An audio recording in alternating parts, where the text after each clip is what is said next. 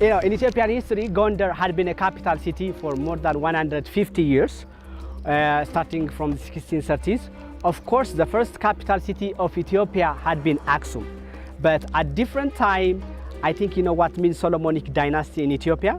In the Bible, it's written as Queen Sheba traveled to visit the Israeli king Solomon, and she had a baby from him called the first Menelik. And after he gets old enough, he became the king of Ethiopia. So then after him, all those kings and emperors who had a bloodline with him called Solomonic dynasty.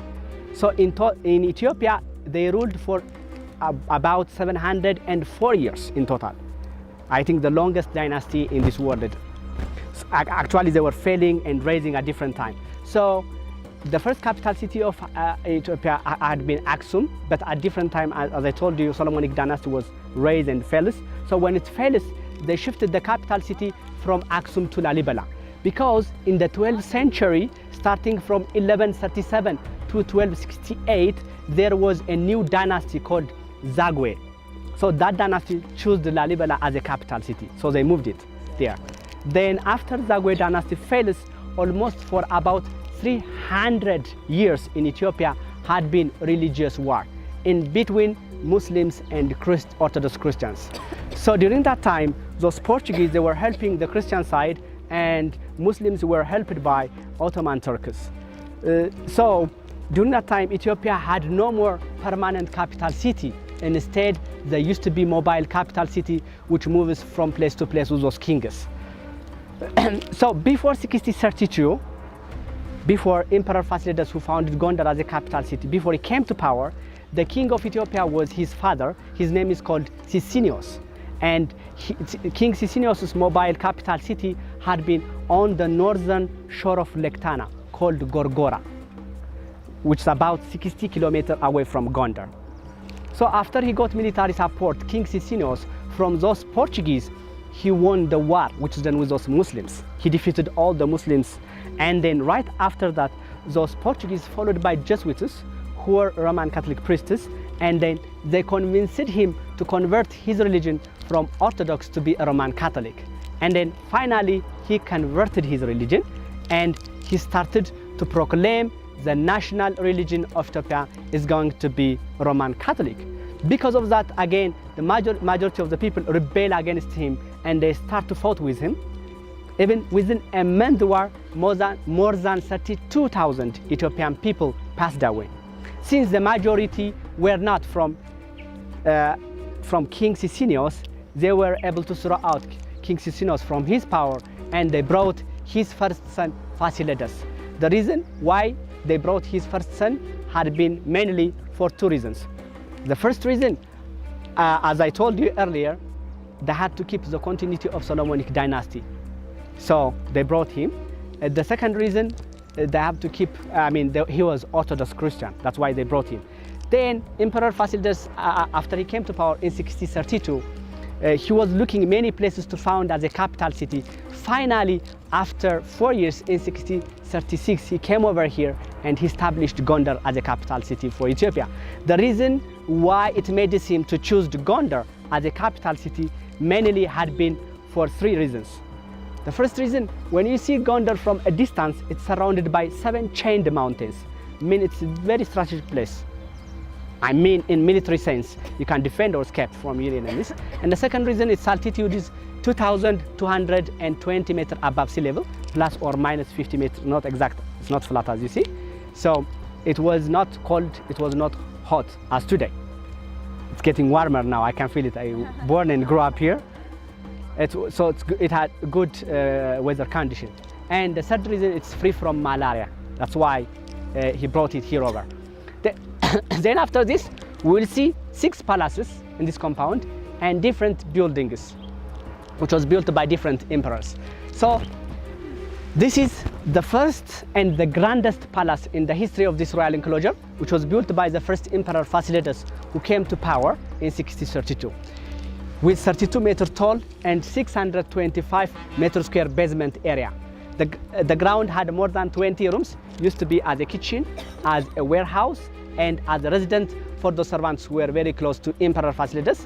By the way, we can able to see only the first floor, which is very important to see. The rest is just closed more than a decade ago for restoration purpose. As you see, the wooden balcony starts to collapse, so they just closed it.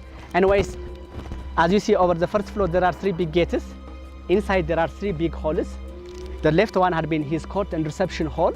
Then the middle one had been men's dining room, and the last one had been women's dining room.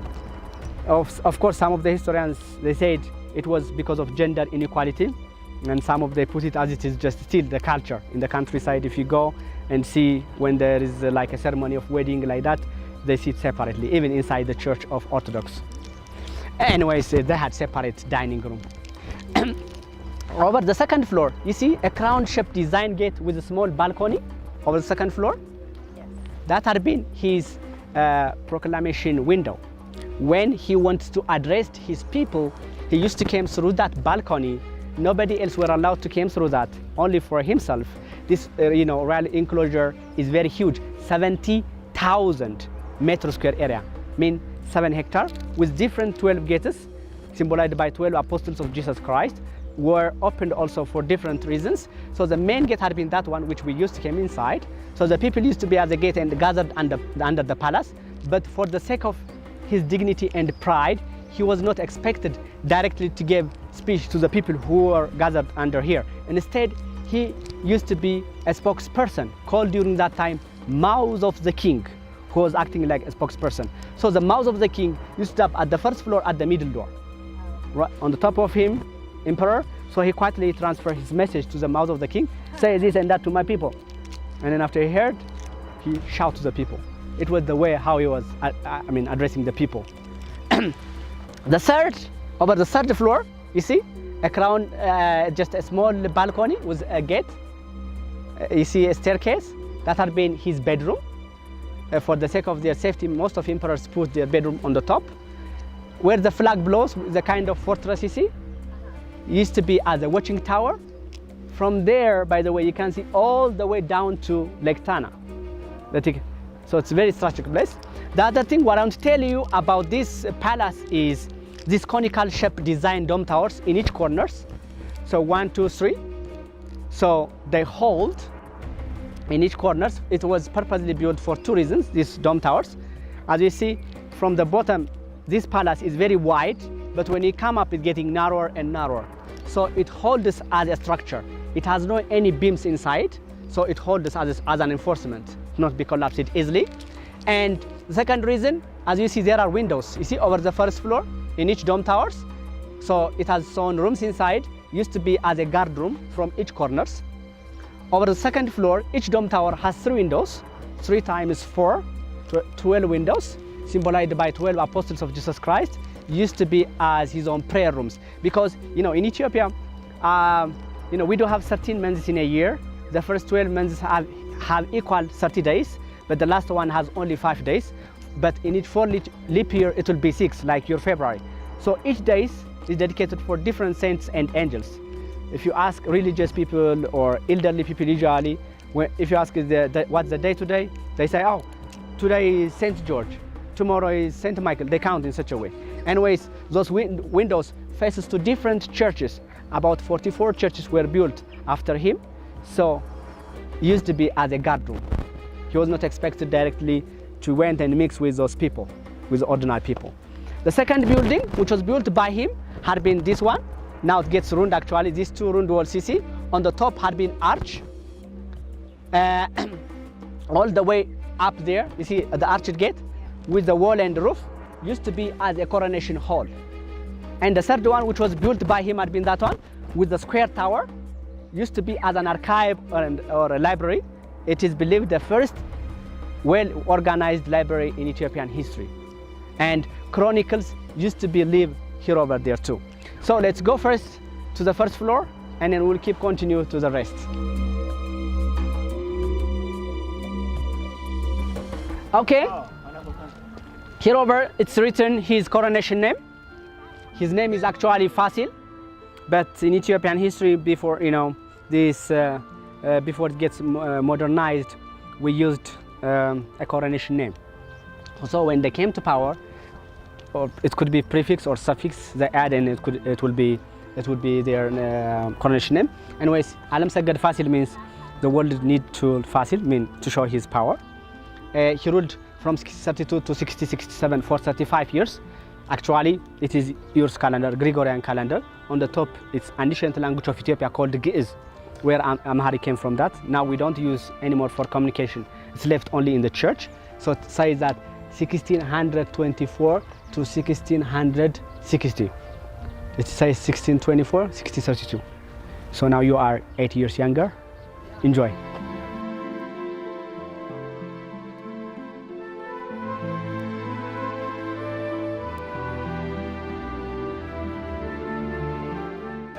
Okay, as I told you from the ground, this had been his court and reception hall.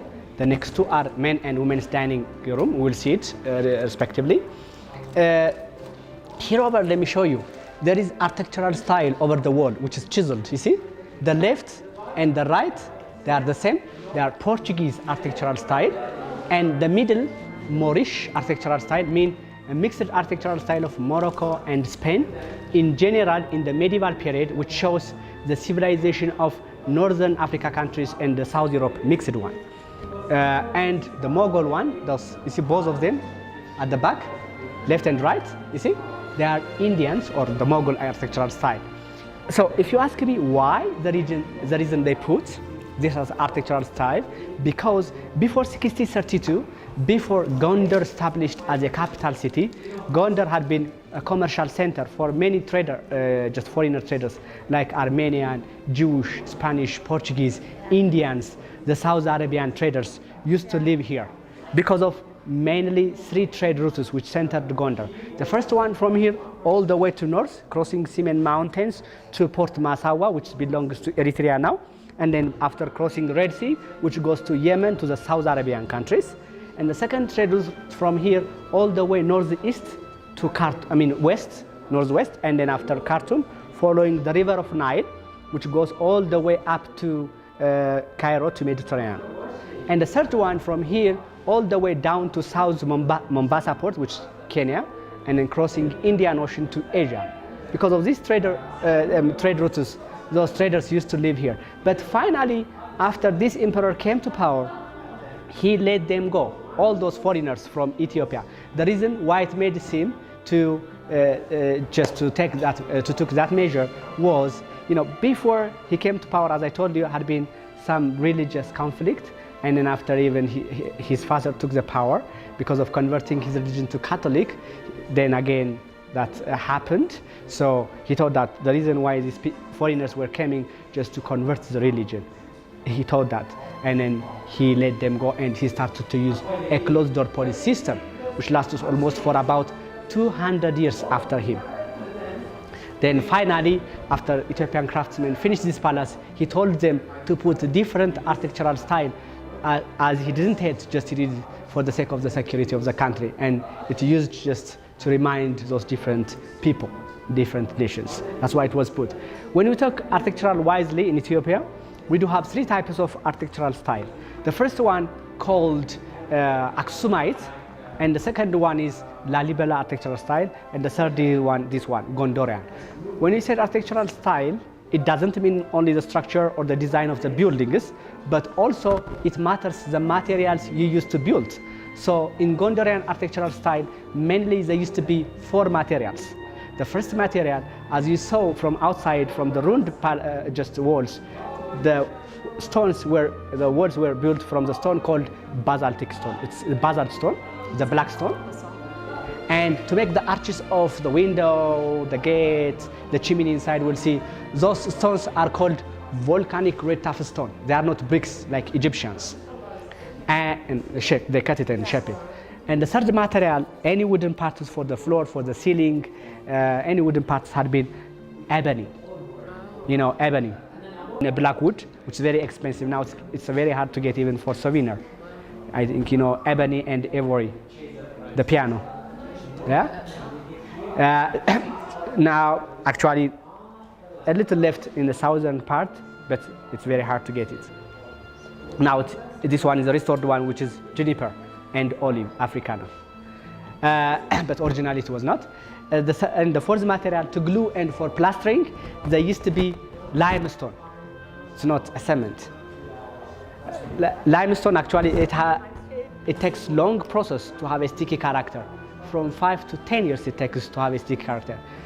They crush it and burn it and mix it with a big barrel with water and ferment it for months, and then after they dig a big hole and buried it for years, up to 10 years, and then after they will dig it out again and crush it again, and then after it will have a sticky character. Doesn't crack easily. That's why it stands still 400 years. Actually, this is the white one. It's restored, but the gray part still it's original. It's very light, even you can knock it. So it is typically Gondarian architectural style. The other thing what I'll tell you is, you see right in the middle, on the top, you see a Star of David, left here, and right on the top of the gates too. That's Star of David. There used to be different symbols to show that as they were from Solomonic dynasty. You know, in Ethiopian history, the last emperor was from Solomonic dynasty was Emperor Haile Selassie. I think you know him recently, who falls in 1974. Then after the country became communist, and then his government came to power. So when they came to power, people were believing that these people were from Solomonic dynasty, so they are deserved to be a leader or a king.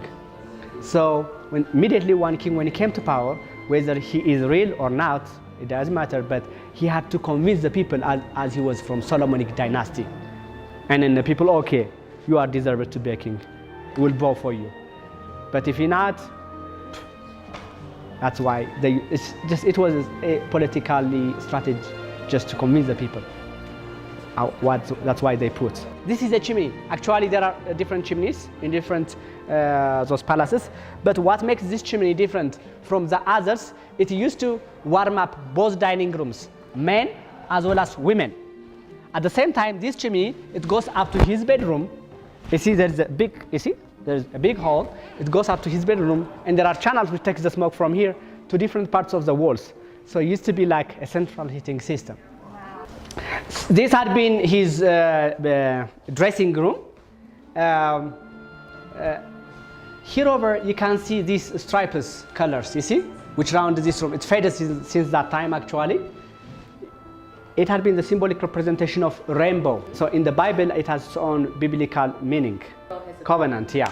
After the Ark of Noah, after the flood, yeah? I think you know all of you the story. Yeah. So it was deliberately designed this because, you know, it had been his dressing room before he passed any decision in his courtroom. While he dressed up, it made him to remind mercy before he going to pass any harsh decisions. So it had psychological, so deliberately designed because of that. You see, here had been a vaulted-shaped design ceiling from there to here. It just collapsed during the Second World War, from there to here. So the water was collected from the roof. You know, during that time, the inhabitant of Gondar was estimated from 65,000 to 70,000 people. So those people used to be two rivers as a water supply, which is nearby the town. But for the royal family, used to be this system. So you see, one channel here, the other channel is over there. They meet at these square holes. You see this square hole to put sands to filter the water. And the filtered water, it comes through and enters through this hole. And the water, you see, runs and refill it at the middle. And then after they refill it, yeah, that is to not be destroyed, you know, collapsed the roof, used to be as overflow, rectangular hole. The staircase to go down and fetch water. During that time, after Emperor Fasilides died, his son, his name is called Johannes. Johannes the First, not Johannes the Fourth. Johannes the First took the power from him, and he built this smallest palace in the history of this royal enclosure. This, the yellowish color one, you see? The reason why he built the smallest palace in the history of this royal enclosure, he was a very humble guy. He came with different philosophies. He ruled for 15 years, from 1667 to 1682. When he came to power, he completely changed the political system after his father. He set free all Ethiopian poor people to be out of tax. He was only collecting tax from poor peoples. Noble peoples or rich peoples. So he had no enough income to build bigger like his father. For your surprise, he is the first emperor who came for animals' rights. There was animals' rights in Ethiopia by proclamation. When I said just animals' rights, for example, nobody were allowed to hold chickens upside down while they came to market. They had to put it in a cage. He was a very smart guy. You know, after his father, he is the first person who give equal right for different religions to be treated.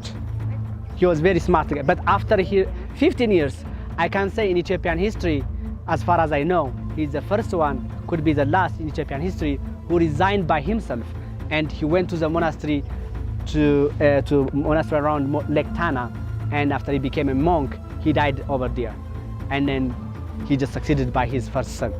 His name is called Iyasu or Joshua. Let's see. Actually, most of them, they do have biblical names.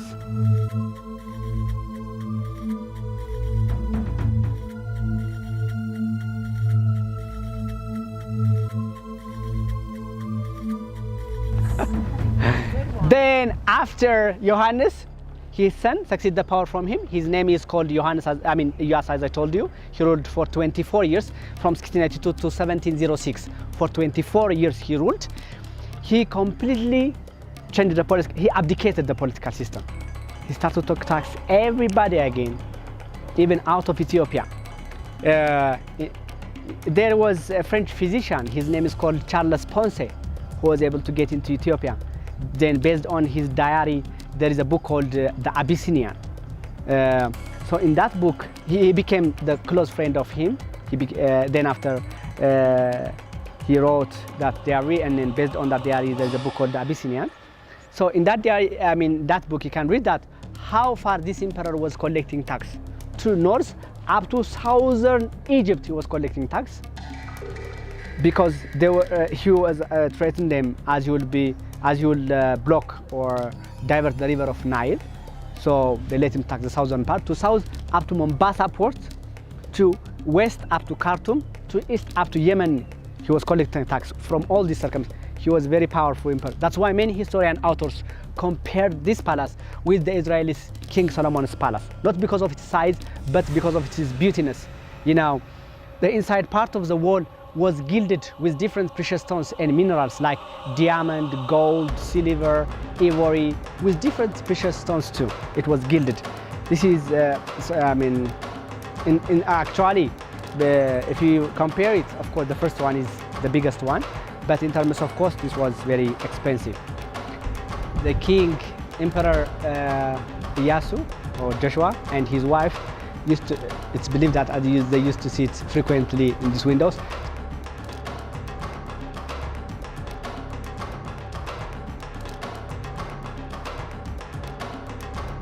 You see, this is the original ceiling. It was vaulted.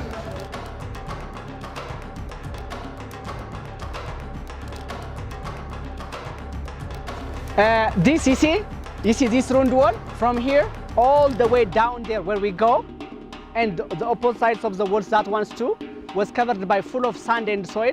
It looks like a small mound.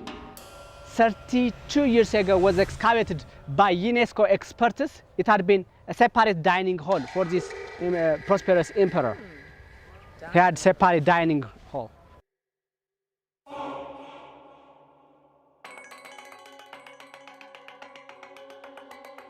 Then after Iyasu, his son, his name is called Dawit. He built this palace, the fourth palace, and he built this lion's cage. This had been a lion's cage, which was built by Dawit, Emperor Dawit. The reason, why they used to keep lions, as I told you earlier, there used to be different symbols to show that they were from Solomonic dynasty, from the line of Judah. Even 24 years ago had been the lions. The last lions had been here, and then after UNESCO say no, to put lions in a cage.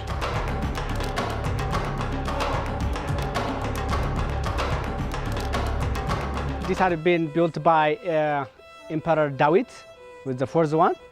So while he built it, he made it to have two concert halls. Here had been a partition wall which separated these two concert halls. The right side had been a concert hall for secular music.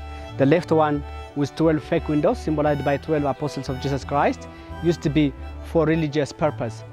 So he was very artistic emperor. He gave priority for different artists in his time, like for literature, painting, music. He was so interested in different related professions. So even in his time had been competition of musicians all over Ethiopia, and the best one after they came over here and performed, he gave prizes for those who performed very well. He was very artistic emperor. That's why he was not good at politics. He only just ruled for 5 years. And then of course, some of the historians, they say that it is very true, as he's poisoned by his own younger brother. And some of still, they argue that as it's not a true story, because there is no any evidence, they say. But anyways, he just died suddenly, and then his younger brother succeeded the power after him. We'll see. These ruined walls used to be as a warehouse for different musical instruments, as well as a dressing room, like a backstage, before they perform it in the concert hall.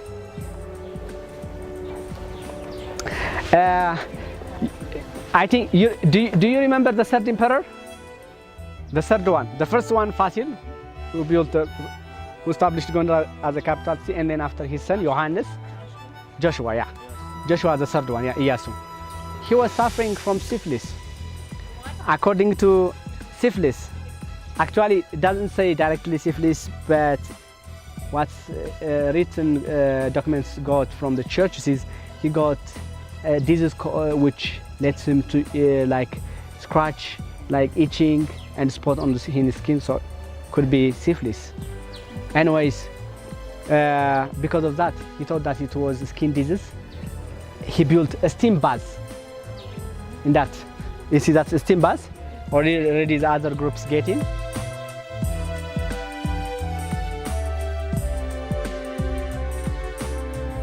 Okay, you see, it has 4 sections. So this is the fire section, and the next three are I'll show you from inside. So the servants used to go down using ladder, and you see arched hall right at the bottom, which is connected to the main steam bathroom. So in the main steam bathroom had been very big and flat stone, which is right attached on the top of that arch and plastered by limestone. So weren't able to get in any smoke from here when they fired heated. And then after I will show you. It had been a dressing room. This harness just to hang their clothes.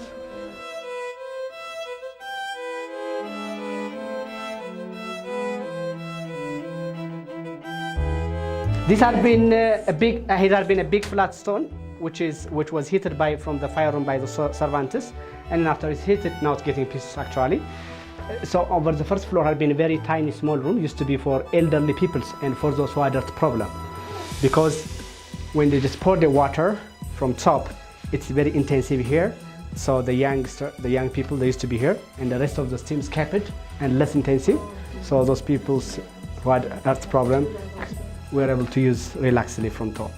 And then after they heated, in the middle room, in the same fashion, there are clay holes, which are used as a cooling room. And then after they cool their body, to the shower room, to the bathroom.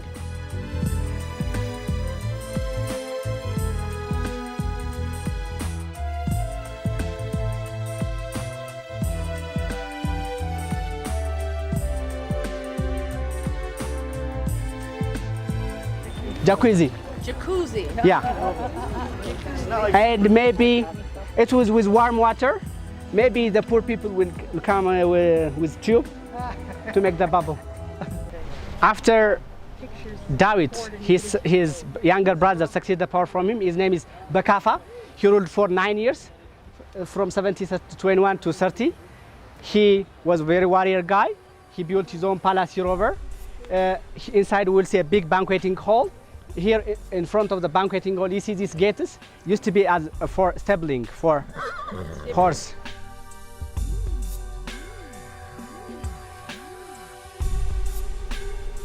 The biggest banqueting hall in this compound. Wow.